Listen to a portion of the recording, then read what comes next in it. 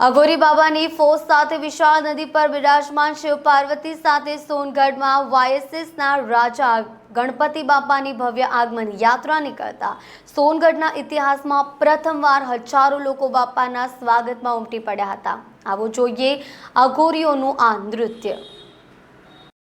સર્વની અપેક્ષા હતી તે પ્રમાણે સોનગઢમાં પહેલીવાર આવેલી અઘોરીઓ સાથે વિશાળ નદી પર બિરાજમાન શિવ પાર્વતીની યાત્રાએ સોનગઢમાં જબરદસ્ત આકર્ષણ જમાવ્યું હતું। યુવા શક્તિ સંગઠન જૂનાગામ પારેખ ફળિયા દ્વારા આયોજિત ગણેશ આગમનની આ યાત્રામાં સોનગઢના ઇતિહાસમાં પહેલીવાર હજારો લોકો અઘોરીઓનું નૃત્ય જોવા અને બાપાનું સ્વાગત કરવા રસ્તાઓ પર ઉમટી પડ્યા હતા।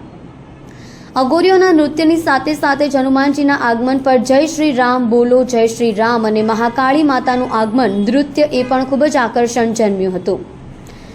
મોઢામાંથી આગની જ્વાળાઓ કાઢી આગની વચ્ચે નાચતા અઘોરી બાવાઓને સૌને પોતાની તરફ આકર્ષિત કર્યા હતા। નાના બાળકો હોય, યુવા વર્ગ હોય કે વડીલો હોય, તમામ લોકો વિશાળ નંદી પર નીકળેલ શિવ પાર્વતીની સવારીને જોવા અને અઘોરીઓ દ્વારા દેખાડવામાં આવતા કરતબોને જોવા માટે રસ્તા પર ટોળે ટોળા વળી ઊભા રહી ગયા હતા। આ પ્રસંગે ગણપતિ બાપ્પા મોરિયા, મંગલમૂર્તિ મોરિયાના નાદ સાથે સમગ્ર સોનગઢ નગરનું આકાશ ગણપતિ બાપ્પા મોરિયાના, મંગલમૂર્તિ મોરિયાના નાદ સાથે સમગ્ર નગરનું આકાશ થયું હતું।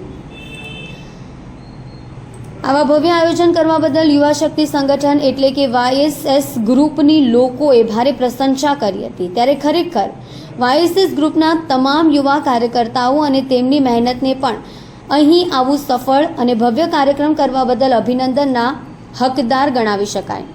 અઘોરીઓના મંત્રમુગ્ધ કરતા નૃત્યની કેટલીક જ લોકો જોઈએ પછી 1 મિનિટનો વિડીયો એડ કરી દેજો।